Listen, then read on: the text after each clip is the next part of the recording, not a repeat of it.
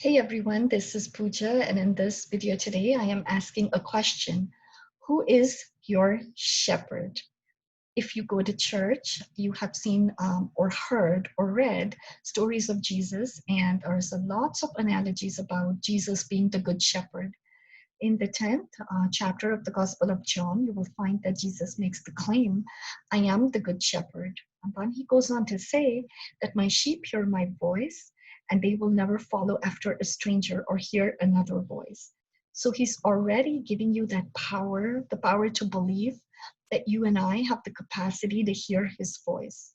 But then when we are going to church regularly, and sometimes, we may be in groups where the leaders may be pretty charismatic, very gifted, and all of a sudden you may find yourself listening to those outside voices, and eventually those voices replace the voice of Jesus, because the voice of Jesus is a very gentle, still, sweet, and it's a still small voice, right? Remember, if you read the stories in the Old Testament, how the prophet Elijah heard that still small voice.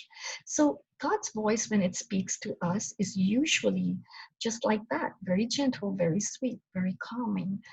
But what we do sometimes is that we replace it with the voice of others, whether that be because we don't want to disappoint people, whether it is because we are trying to fulfill everybody's expectations. I speak from experience because that is what I did. I was in a church for 17 years, and I started out by listening to a very sweet voice of Jesus. And then, very slowly over time, I lost that connection. And that is why I'm making this video today, because it's been a really long journey for me to have been disconnected from myself, to have been disconnected with God, and then making a journey back to finding my faith, which has been very liberating and also given me a lot of joy. I lost all that joy from just never listening to me on the inside, because that's where God was speaking to me and I wasn't listening.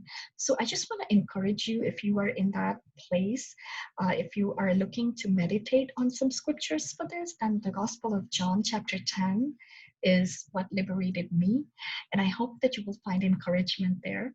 I've also written a blog post on it's called The Ballad of the Good Shepherd. So I put my thoughts in it.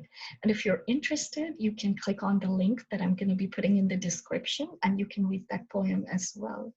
But I just want to encourage you. The purpose I made this video is like, if you and I want our faith to be authentic and genuine, and if you want to show up in this world as an authentic person, and it's really, really important to ask that question, whose voice are you listening to?